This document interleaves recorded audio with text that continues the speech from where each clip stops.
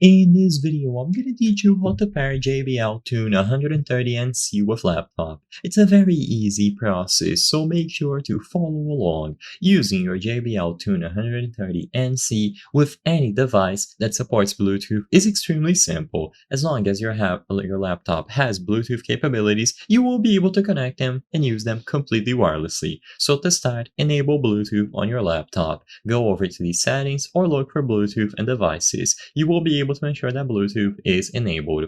With this done, you now have to put your earbuds in pairing mode. To do this, take both earbuds out of the charging case. If they are already out, then put them back in and then take them out again. Usually, this will automatically make them enter pairing mode. The LED indicator will flash, allowing you to know that they are now in pairing mode. If they don't start flashing immediately, then you can try pressing a physical button on the actual charging case or the earbuds themselves. But as long as they are pairing mode, then you will be able to go over to the Bluetooth settings once more on your laptop and look for the JBL Tune 130NC or a similar name under the list of available devices. All that you have to do now is choose them from the list. Immediately upon selecting the JBL Tune 130NC from the list, they will connect and they will remain connected as long as they have sufficient battery.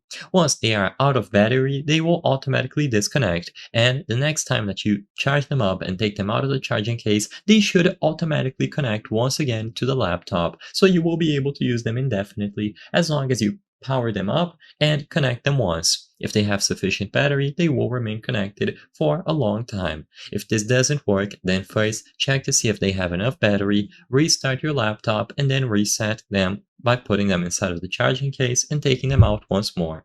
I hope I was able to help you on how to pair JBL Tune 130NC with laptop.